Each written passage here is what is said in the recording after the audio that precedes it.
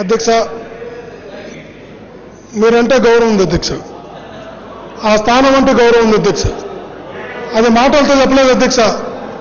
మీరు స్పీకర్గా బాధ్యత స్వీకరించడానికి వచ్చిన రోజు 103 మంది ఉన్నటువంటి టీడీపీ శాసనసభ్యుల్లో 22 మందిని 21% ఉన్న వాళ్ళలో మీ గురించి, మీ యొక్క సభా స్థానం గురించి బాగా మాట్లాడితే 66 మంది ఆ రోజు ఉన్నాం అధ్యక్ష.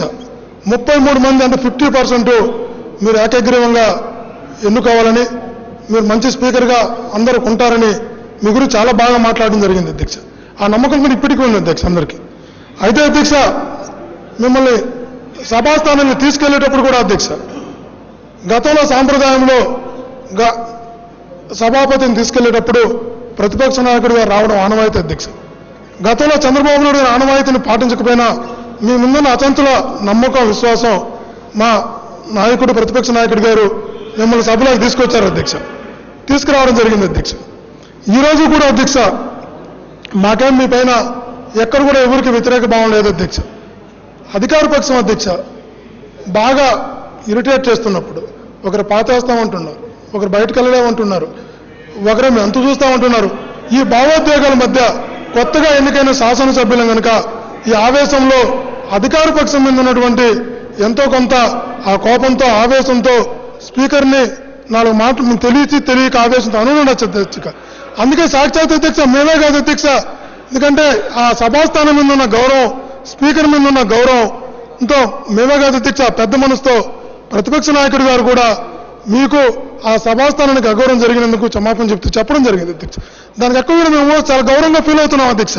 ఎందుకంటే అధ్యక్ష, మనకు ఒక సంస్కృతి ఉంది అధ్యక్ష, ఆవేశంలో భార్యని తిట్టినా కూడా తర్వాత ఆవేశం వల్ల క్షమాపణ చెప్పుకోవడం మనకు సంస్కృతిలో ఉంది అధ్యక్ష. ఈ రోజు ఒక సభాస్థానంలో, జడ్జి స్థానంలో ఉన్నటువంటి మిమ్మల్ని ఆవేశంతో, ఎవరి మీద ఉన్న కోపంతో, ఎవరో ఇరిటేట్ చేయడంతో, ఎవరో మనసును గాయపరచడంతో అది మీ ముందు వ్యక్తపరిచిన పరిస్థితుల్లో మీకు నేను చెప్పిన క్షమాపణని గౌరవంగా భావిస్తున్నాం అధ్యక్ష. అంతేకాదు అధ్యక్ష, క్షమాపణ చెప్పడంలో అధికార పక్షం ఉందని, వాళ్ళ పక్కన మెజారిటీ ఉందని వాళ్ళు ఏదో చర్య తీసుకుని ప్రమాణంగా చెప్తున్నాను అధ్యక్ష.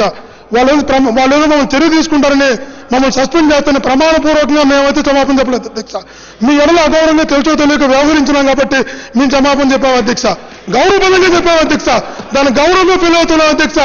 ఎందుకంటే అధ్యక్ష, జడ్జి స్థానంలో ఉన్న వ్యక్తిని ఆవేశంతో, వాళ్ళ మీద ఉన్న కోపంతో మేము ముందు చూపించాం, తప్పులు అంగీకరించాం అధ్యక్ష. దానిపైన అది కూడా తప్పు అంటే వాళ్ళ పక్క అధికార పక్షం మెజార్టీ తీసుకోమని చెప్పండి అధ్యక్ష.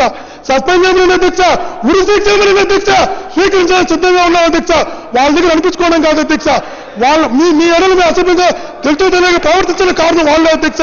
మిమ్మల్ని గౌరవిస్తాం అధ్యక్ష, ఆ స్థానాన్ని గౌరవిస్తాం అధ్యక్ష.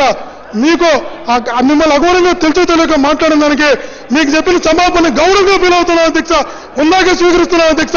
వాళ్ళ దగ్గర అనిపించుకోవడానికి దిగజారలేకపోయిన అధ్యక్ష, పోరాటాలతో వచ్చాం అధ్యక్ష, రాజ్యంలోకి వెళ్ళిపోతాం అధ్యక్ష, ఇంటిపై చేతులు చేసుకుంటాం అధ్యక్ష. అట్లా